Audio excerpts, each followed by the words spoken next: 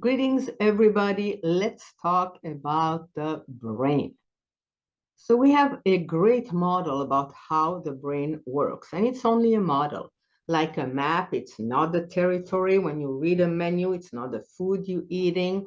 There is a model for the brain, and it's worked quite well.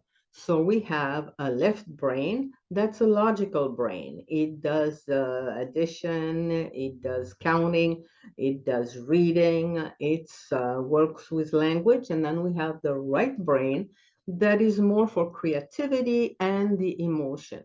And I'll do another video explaining these two parts. But today what I want to talk about is a little box that's between the left and the right brain, and it's called the amygdala. And what seems to be the job of the amygdala is to keep us safe and to help us respond properly to stress or danger. There is 4 responses that we know of. Some people believe that we go from one response to the other. Some people believe that we are born with one of the responses stronger than the other. So one of the response is to fight.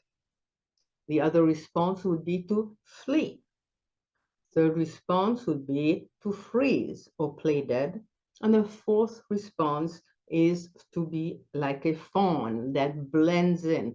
It's like a chameleon. You don't make noise, you don't fight, you don't flee, you don't freeze, you just blend in. So we have these 4 responses: fight, flight, freeze, fawn. And I got this idea from Carl Smith, who is a hypnotist in the UK. And he used this little toy, and I got one, to explain how the amygdala works. So the amygdala is constantly, every fraction of a second, it's constantly checking around. Is there danger? Is there stress? Should I fight, flee, freeze, fawn? Fight, flee, freeze, fawn. Fight, flee, freeze, fawn. And as long as there's no danger or no stress, then it goes on. And then all of a sudden, whoop, something happens. It's stressful, it's danger, has to learn something. Is it gonna fight? Is it gonna flee? Is it gonna freeze? And is it gonna fawn? And eventually, if all is cool, then it goes back to the starting point and then keeps going. Fight, flight, freeze, fawn. Fight, flight, freeze, fawn. Fight, flight, freeze, fawn. View, there is another trauma, and this time it's a big trauma, and it stays in. So the amygdala cannot go back to its starting point. It's a little bit stressed, it stays stressed, it's a little anxious, but it still does its job. Looking around, fight, flight, freeze, fawn, fight, flight, freeze, fawn, fight, flight, freeze, fawn. Eventually, maybe there is another trauma, and the amygdala is more stressed out. It cannot return to its initial point.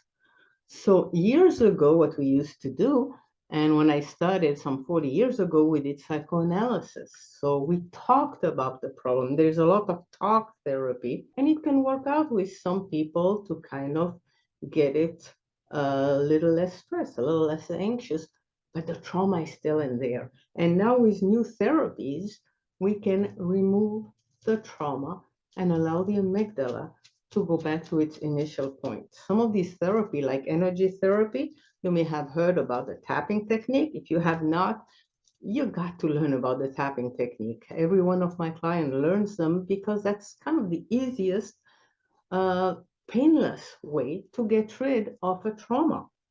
And then the others is working with the imagination, like interactive guided imagery, hypnosis, or self-hypnosis that removes the trauma.